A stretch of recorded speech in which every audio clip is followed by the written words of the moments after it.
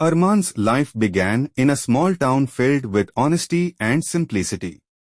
His father was a respected landowner, known for his truthfulness and kindness.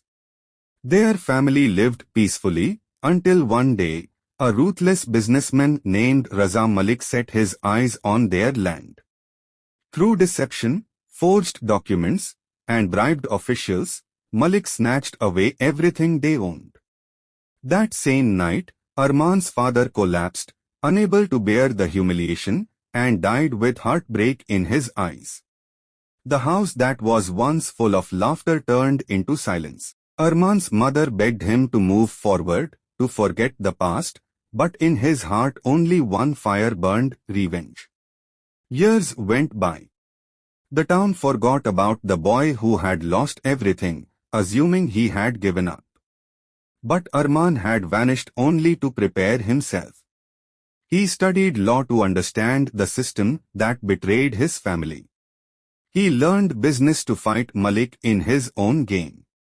He trained his body in discipline and martial arts, so that when the time came, he would be strong enough not just in mind but in spirit. When he finally returned, he was no longer the helpless boy. He was a man shaped by pain, sharpened by time, and guided by one mission. Armaan's war was not loud at first. He started in the shadows. Small leaks of information appeared in the media, exposing Malik's corrupt dealings. Trusted allies began to distance themselves. Business partners started questioning him. Malik's empire trembled, but he still had no idea who was behind the storm. Armaan's moves were careful, a whispered rumor here, a forged piece of truth there, every step calculated to weaken the giant before facing him directly. But Armaan's revenge was not limited to Malik's wealth. He wanted to shatter his soul the same way his own family had been broken. He found Malik's son, Haris, and slowly earned his trust, becoming his closest friend. With soft words and well-placed doubts, Armaan planted cracks in the bond between father and son. Haris began to question his father's actions, arguing about morality and legacy, until the once powerful household was filled with tension and silence. Malik, blinded by arrogance, never realized that the friend standing by his son was the same boy whose life he had ruined. Flashbacks haunted Armaan, nights when his mother wept quietly, days when hunger replaced happiness, and moments when he trained alone with bloodied hands just to silence the cries inside him. Each memory fueled his determination. He did not want quick revenge. He wanted Malik to live through betrayal, fear, and isolation before meeting him face to face. The plan worked like poison spreading slowly. Malik's closest partner turned against him. His reputation collapsed in the media. His loyal men abandoned him one by one. The city that once bowed to him now whispered behind his back. At last, Malik stood alone, his empire nothing more than dust.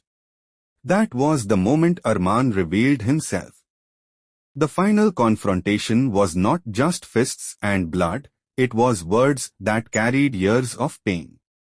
Standing in front of Malik, Armaan reminded him of every crime, every tear, every life destroyed because of his greed.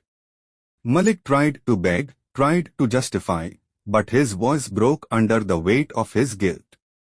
Armaan did not kill him. Instead, he gave him a choice: live with nothing or die with your pride. Malik, stripped of power, honor, and wealth, was left to rot in the ruins of his empire. For the first time, he tasted the helplessness he had once forced on others. Armaan walked away, not as a murderer but as a man who delivered justice.